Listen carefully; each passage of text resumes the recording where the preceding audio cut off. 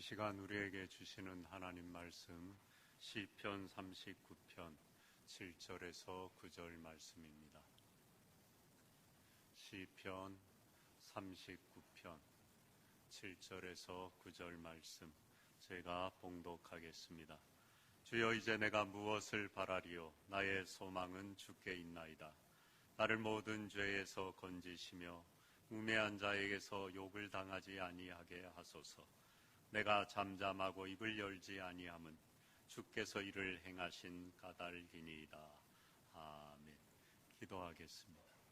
하나님 감사합니다. 주님 가르친 기도, 이 신앙의 정수와 같은 영혼의 고백을 올려드렸습니다. 이루시고 우리 안에 찬양이 가득하게 하여 주시옵소서. 예수님 이름으로 기도하옵나이다. 아멘.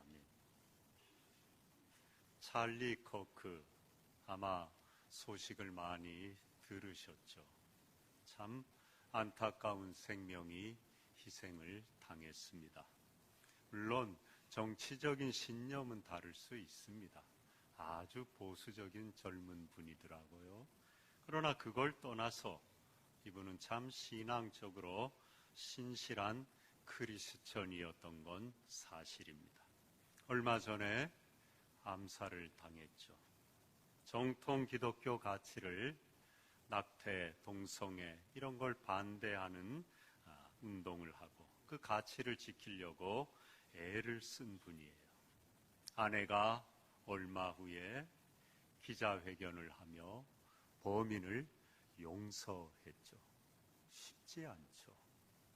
미래가 창창한 그 젊은 남편을 신념이 좀 다르다고 총으로 암살을 했습니다.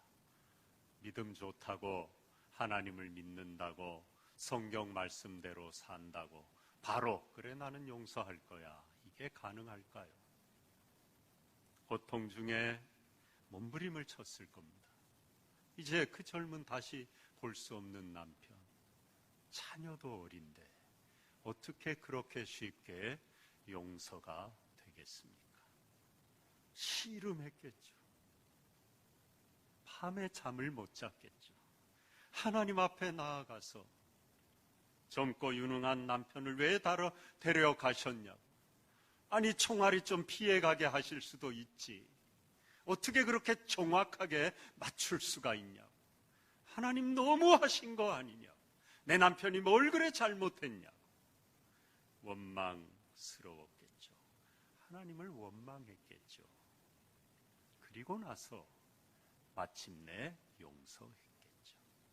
그냥 사람 좋아갖고 마음 좋아서 용서할 거야, 그런 사람이 어디 있어요?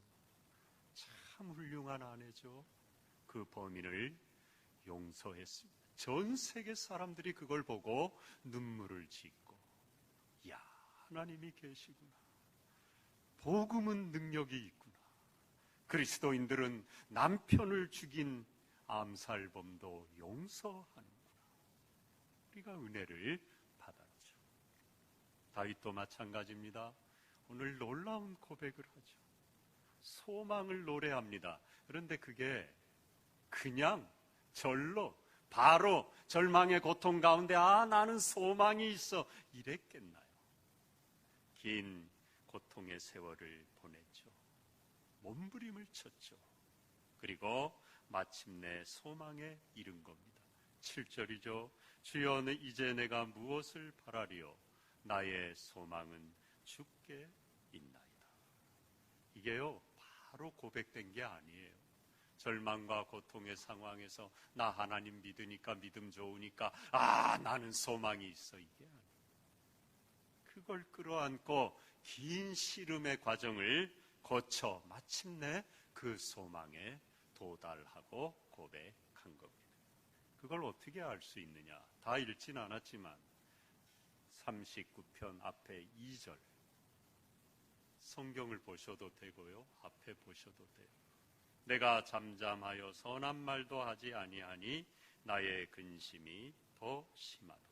내가 잠잠하여 선한 말도 하지 아니하니, 입을 닫았다는 거예요. 침묵에 들어갔는데 이게 왜냐? 너무 고통스러워서 할 말을 잃었다는 거예요. 그래서 아무리 힘들어도 우리가 독담은 할 수 있잖아요. 아니야, 길이 있을 거야, 될 거야, 조금만 기다려봐, 하나님이 도우실 거야. 자기도 남도 선한 말을 할 수 있잖아요. 그것도 지금 못할 지경이라는 거예요. 너무 힘이 들어가고 기도도 안 나오고 영적인 공황 상태입니다. 삶의 온통 낙심과 실망이 드리운 거예요. 이 와중에 다윗은 몸부림을 치고 마침내 주님만이 나의 소망이라고 고백하는 자리에 이른 겁니다. 처음에는 원망했죠. 불평했죠. 여러분, 너무 힘들 때는요, 물론 그게 잘한 건 아니지만요, 감사가 안 되는데, 하나님 잘 안 믿어지는데 너무 그걸 감출 필요는 없어요. 때로 너무 힘들면요, 하나님을 원망해도 돼요. 믿으니까 원망하는 거예요. 하나님을 믿지도 않는 사람은 하나님을 원망조차도 안 해요. 하나님 그걸 아시고 다 받으시고. 너 얼마나 힘들면 그렇겠냐. 잘한 건 아니에요. 그러나 시편을 보십시오. 다윗도 얼마나 원망합니까? 하나님께 하소연을 합니까? 이거는 낙심이 천만하죠. 실망의 그림자가 드리우죠. 씨름하는 겁니다. 그 과정을 지나가는 거예요. 하나님을 믿긴 믿어요. 그런데 이 삶을, 이 상황을 이해할 수 없어요. 그러나 믿으니까 고통스럽다고 자신이 믿는 하나님을 놓을 수도 없어요. 그게 우리의 딜레마예요. 차라리 확 놓아버릴 수 있다면 속이라도 후련할 텐데 우리 하나님 믿잖아요. 하나님 계시잖아요. 상황이 너무 힘들다고 하나님 없습니다. 하나님 이럴 수 있습니까? 이럴 수는 없죠. 힘들죠. 그래도 하나님을 붙들어야 돼. 그게 믿음이에요. 그런데 현실은 할 말을 잃을, 선한 말도 할 수 없을 정도로 나를 옥죄입니다. 그 정도로 고달프고 두렵습니다. 하나님은 멀리 계신 것 같습니다. 여기서도 우리는 하나님을 믿는다고, 믿음이 좋다고, 그렇다고 현실에 눈을 감을 수도 없어요. 정말 믿음이 너무 좋거나 그래서 현실 이까지 고통 이까지 이해할 수 없는 상황, 선한 말도 나올 수 없는 할 말조차, 말문조차 꽉 막힌 이 상황, 이까지 거 하나님이 이거 아무것도 아니지. 그리고 현실을 부정하고 하나님만 바라볼 수 있으면 얼마나 좋아요. 누가 그럴 수 있어요? 하나님을 바라보고 믿지만 현실이 계속 보이잖아요. 너무 힘들잖아요. 절망스럽잖아요. 바로 여기가 믿음의 자리예요. 하나님에 대한 믿음과 고통스러운 이 부정할 수 없는 이 현실이 나의, 여러분의, 다윗의, 그의 영혼의 내부에서 다투는 겁니다. 이게 씨름하는 거예요. 하나님을 믿어요. 하나님 보니 소망이 있어요. 하나님 다 알고 계셔요. 하나님 도우실 거예요. 근데 또 옆을 보니 바람은 계속 거세요. 벽은 넘어질 수가 없어요. 암담해요. 길이 보이지 않아요. 이 두 가지가 우리 영혼 안에 들어와서 기도가 되는 것, 영적인 씨름이 되는 것, 그게 신앙이에요. 그러니까 이게 좀 힘들어요. 차라리 교회를 안 다니고 하나님을 모르면 그럴 필요가 없잖아요. 근데 우리는 이 딜레마를 갖고 살아가는 거예요. 근데 여러분, 거기에 하나님의 영광이 있습니다. 그게 우리의 신앙의 삶이에요. 신앙생활은요, 교회만 왔다 갔다 하고 봉사하는 거, 그것도 다 신앙생활이고 하나님 기뻐 받으셔요. 그러나 그게 아니고요, 내 내면 안에서, 이 영혼 안에서 내가 믿는 소망에 좋으신 하나님과, 그러나 그 하나님이 좋다고 차마 다 고백할 수 없는 내 암담한 현실, 선한 말도 말문이 막혀 나오지 않는 이 고통, 이걸 내가 끌어안고 그럼에도 불구하고 하나님은 계시다. 하나님은 알고 계신다. 소망의 하나님이다. 기도의 자리에 나아가는, 말씀 붙드는 것, 그게 신앙인 줄로 믿습니다. 그때 진실한 기도가 드려집니다. 그래서 하나님은 가끔 이런 상황을 우리에게 허락하셔요. 미워서 아니에요. 우리를 버리셔서가 아니에요. 그런 상황을 허락하셔야 우리가 진실한 기도자가 되기 때문에. 그렇지 않으면요, 그냥 건성건성 기도합니다. 뭐 달라고만 합니다, 주로. 근데 이런 상황에 놓이잖아요. 그러면은 하나님을 찾아요. 진실하게 하나님 앞에 나아가는 겁니다. 다윗이 바로 그런 상황 속에서 참된 기도자로 빚어진 거예요. 시편 보세요. 주곡과 같은 신앙의 정수를 모아놓은 그 고백, 전부 다윗의 시편이, 전부 기도의 시예요. 그게 저절로 그렇게 이루어진 게 아니에요. 몸부림을 치며 주님 앞에 나아가 기도하다가 그런 기도자가 된 거예요. 주옥과 같은 기도의 시편을 남긴 것입니다. 여러분도요, 힘든 것 때문에 어떤 이해할 수 없는 상황, 말문이 콱콱 막히는 상황 때문에 원망 불평하다가 끝나는 인생 아니고, 그걸 가지고 그럼에도 불구하고 내가 믿는 하나님 앞에 나아가 눈물로 몸부림을 치며 기도하다가 이런 아름다운 신앙의 고백을, 기도를 남기는 여러분 되시기를 바랍니다. 다윗은요, 그 기도의 자리에서 뭘 발견합니까? 자신의 연약함을 발견합니다. 고통 앞에요, 솔직하게 하나님 앞에 나아가 기도하면 자신이 보여요. 본문 앞에 4절 5절입니다. 성경 보셔도 되고 앞을 보셔도 돼요. 여호와여, 나의 종말과 연한이 언제까지인지 알게 하사 내가 나의 연약함을 알게 하소서. 주께서 나의 날을 한 뼘 길이만큼 되게 하시매 나의 일생이 주 앞에는 없는 것 같사오니 사람은 그가 든든히 서 있는 때에도 진실로 모두 허사뿐이니이다. 얼마나 연약한지요. 우리 인생이 한 뼘 길이밖에 안 돼. 별거 아닌 내가 그런 존재라. 그걸 발견한 거예요, 기도의 자리에서. 그리고 든든히 이렇게 서 있어도 허사래요, 하나님 앞에. 아무것도 아니라 나의 연약함을 알게 하소서. 낙심에 찬 비관주의가 아닙니다. 허사뿐이니까 한 뼘 길이밖에 안 되니까 대충 살다가 끝나면 된다, 이런 허무주의를 말하는 게 아니에요. 현실이 그렇다는 거예요. 건전한 현실주의인 것, 참된 신앙의 표현인 것. 하나님 앞에 우리는 아무것도 아닌 연약한 존재라는 것, 그걸 발견한 겁니다. 무슨 말입니까? 헛된 것 위에 소망의 탑을 쌓았던 어리석음을 깨닫게 되었다는 거예요. 이 땅에 나에게 이런 연약한 한 뼘 길이밖에 안 되는 내 존재, 이 세상에 소망이 없더라는 거예요. 그래서 비로소 참된 소망이 되신 주님께로 나아가는 겁니다. 예, 제가 몇 번 말씀을 드렸는데 한 번 더 말씀드리면, 제가 태어난 지 2주 만에, 저는 아무 기억이 없어요. 얘기만 들었을 뿐이에요. 근데 그렇게 생겨 있으니까 맞더라고요. 집에 불이 났어요, 누전으로.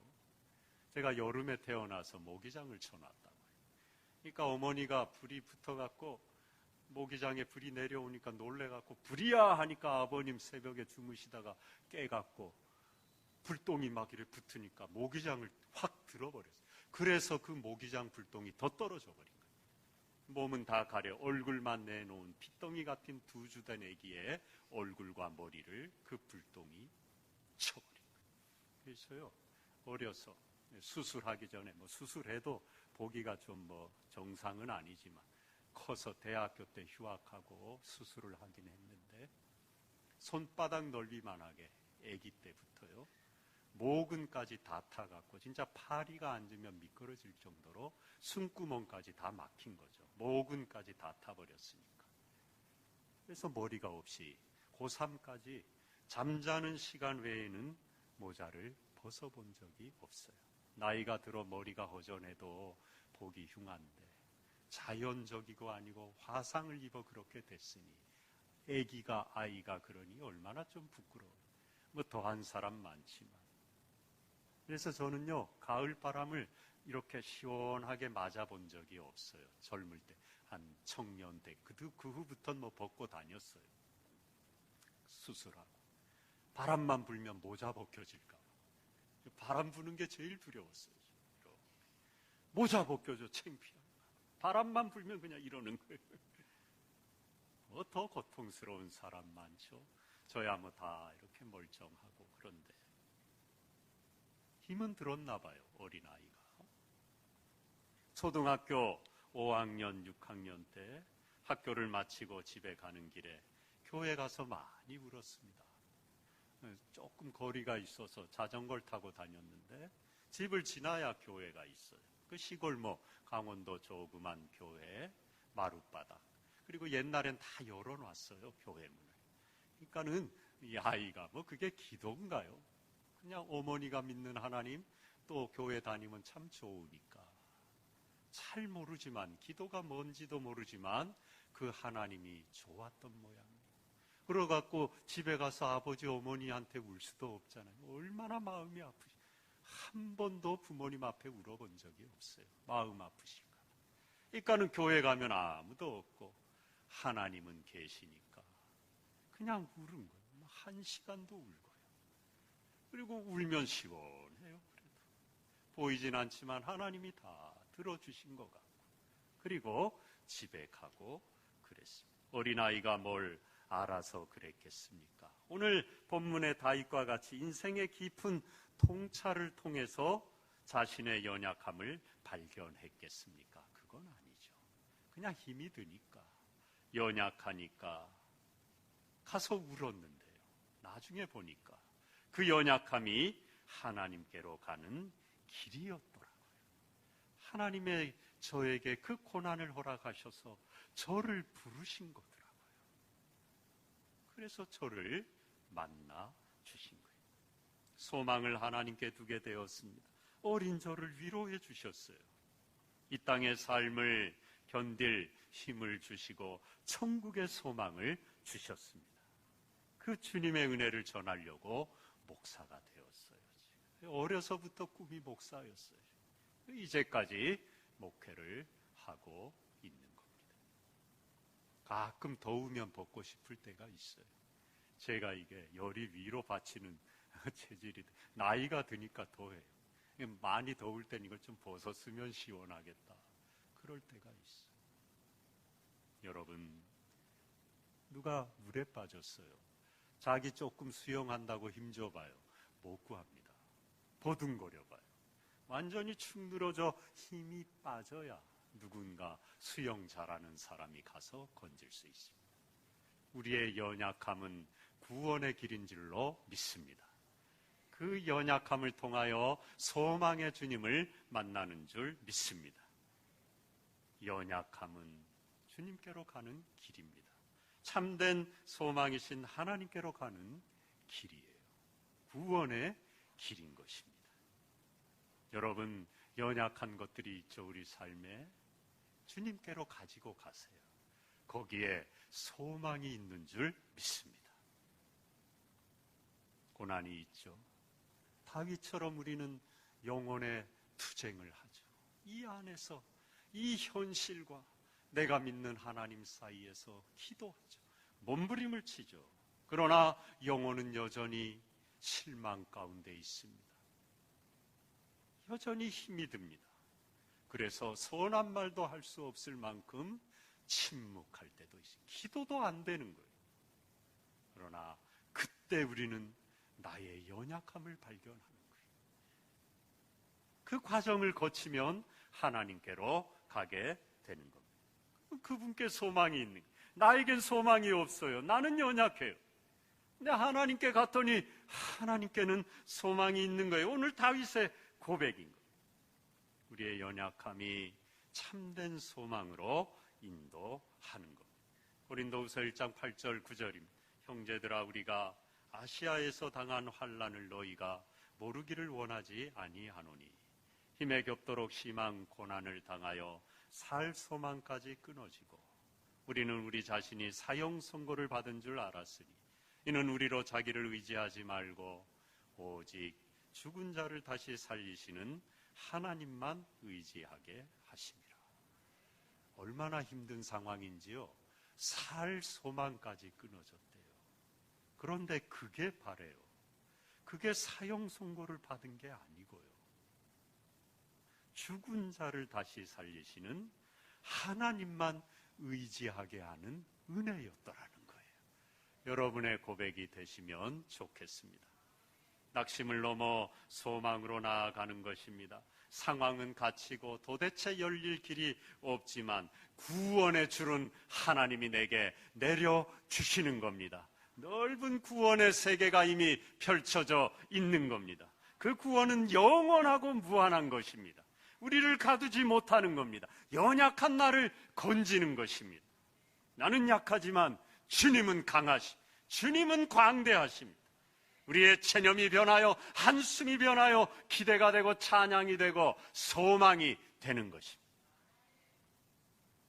이렇게 하나님께 소망을 두면요, 자신을 직시하게 돼요. 이걸 기도해 본 분은 알아요. 기도가 깊이 들어가고 이렇게 바로 응답이 안 되고 힘든 과정을, 영적인 씨름을 겪잖아요. 그러면 이것 주세요, 저것 주세요, 힘들어요, 살려주세요, 이 상황을 빨리 어떻게 해주세요, 이 기도만 하질 않게 돼요. 하나님 앞에 이렇게 앉아있고 서있고 기도하면요, 내가 보여요. 문제 이전에 자신이 보입니다. 다윗도 그런 겁니다. 8절에 뭐라 그럽니까? 나를 모든 죄에서 건지시며 진솔한 기도가 드려지고 뱉어지면요, 참된 소망이신 하나님 앞에 서면요, 이루어질 소망, 그 소망의 하나님 앞에 서면요, 내가 보여요. 절망스러운 상황 이전에 내가 어떤 존재인지가 발견되는 겁니다. 기도의 능력이에요. 허물이 있더라는 거예요. 내가 죄인이더라는 거예요. 내가 부족하더라는 거예요. 그래서 모든 죄에서 건져달라고 기도하게 되는 겁니다. 그분의 크심 안에 안기는 거예요. 내 안에 그분으로 가득한 것입니다. 하나님은요, 사람을 보실 때 외적인 걸 보지 않으셔요.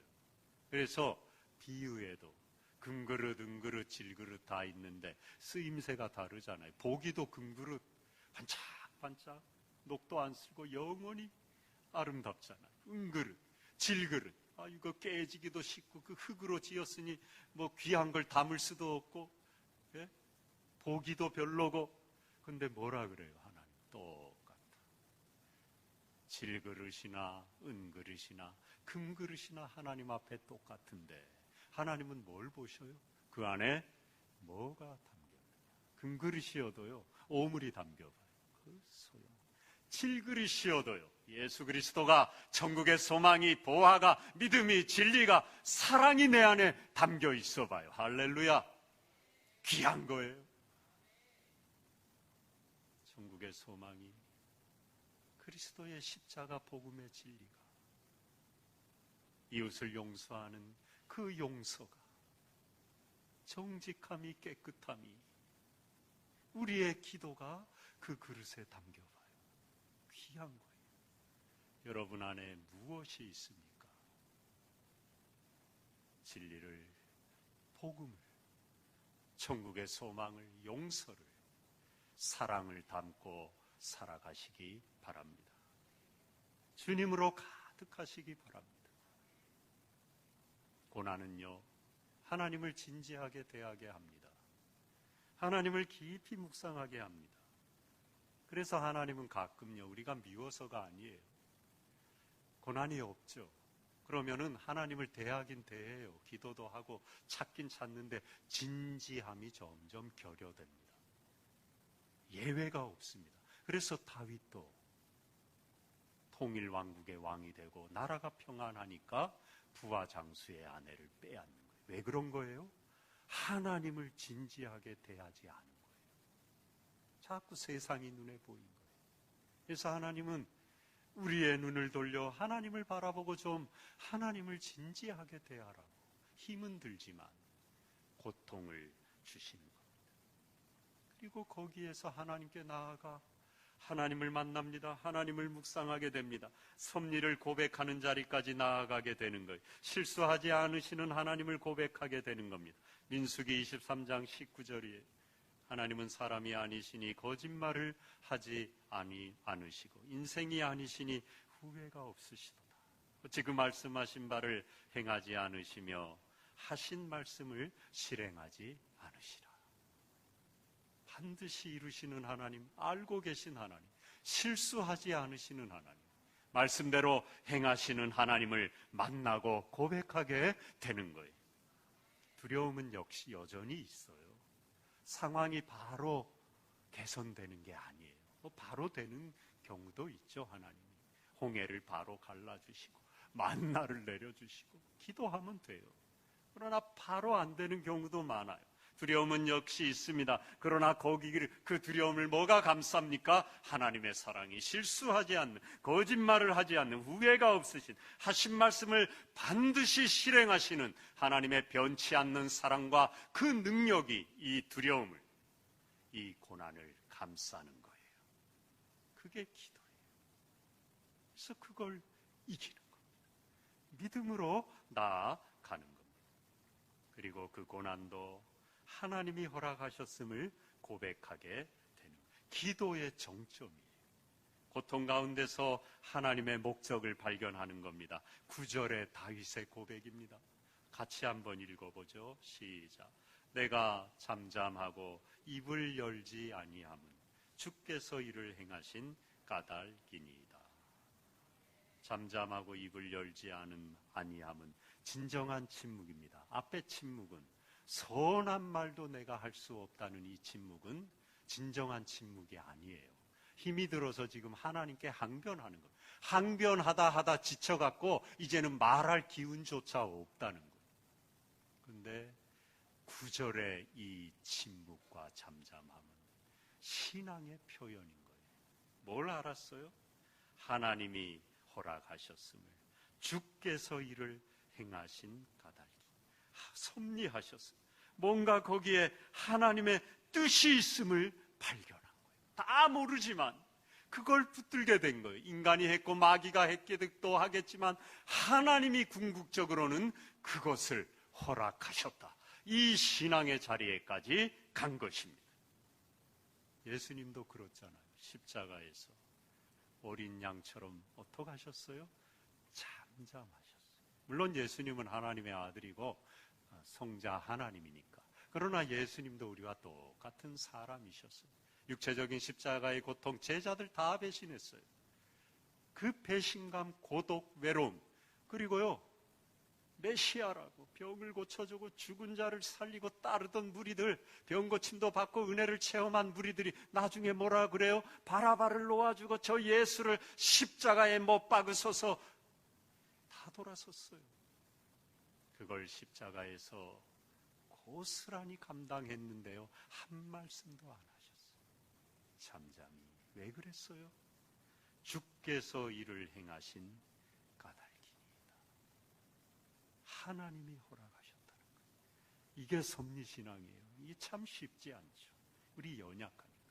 그러나요, 진정한 신앙인은 이 고통을 그냥 문제로만 바라보고 벗어날 길만 찾고 이러지 않고 그걸 가지고 하나님께로 기도의 자리로 나아가는 사람은, 말씀과 씨름하는 사람은요, 여기까지 가게 돼 있어요.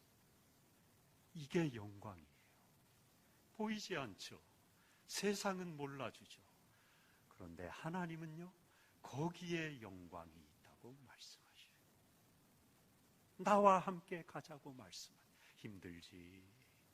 그러나 내가 너와 함께 하겠다. 거기까지 나와 함께 가자. 우리 지금 함께 가고 있는 겁니다. 고난 중에도 기도하시며 다 모르지만 하나님의 뜻을 찾고 하나님이 행하신 까닭이라. 그리고 내가 잠잠하리라. 찬양하고 기도만 하리라. 할렐루야. 이 고백을 이 자리에 이루시기를 바랍니다. 믿음의 침묵이죠. 소망의 침묵인 것. 할 말 없어갖고 할 말이 막혀서 하는 침묵이 아니고 하나님 앞에 하나님의 뜻 가운데 드려지는 기도인 것입니다. 로마서 15장 13절입니다.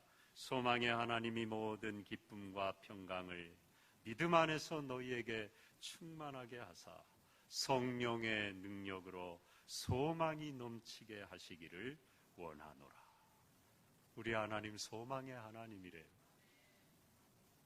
이 자리에 인도하실 뿐만 아니라 문제도 해결하셔요.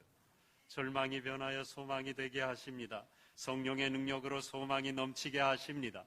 여러분의 삶에 이 소망이 가득하시기를 축복합니다. 소망의 하나님 붙들고 선한 말도 할 수 없는 말문이 막히는 상황에 잠잠히 기도하며 거기에 하나님의 뜻이 있겠지. 주여, 이제 내가 무엇을 바라리요? 나의 소망은 주께 있나이다. 부질없는 소망 다 내려놓으시고 참된 소망이신 주님을 붙들고 소망 가운데 살아가는 저와 여러분 되시기를 축복합니다. 기도하겠습니다. 하나님, 우리가 소망으로 붙들었던 걸 많은데 하나님이 때로 고난을 주시고 그걸 내려놓게 하는 것, 참된 소망이신 주님을 붙들라는 뜻인 줄 믿습니다. 우리는 연약하여 그래도 세상 것, 움켜쥐었던 것 놓기 어렵지만 놓고 참된 소망이신 주님을 한가득 가슴에 안고 붙들고 기도하며 하나님의 섭리, 뜻을 발견하며 그 소망의 자리에 이르는 오직 나의 소망은 주님이라고 고백하는 우리 모두 되게 하여 주시옵소서. 예수님 이름으로 기도하옵나이다. 아멘. 300장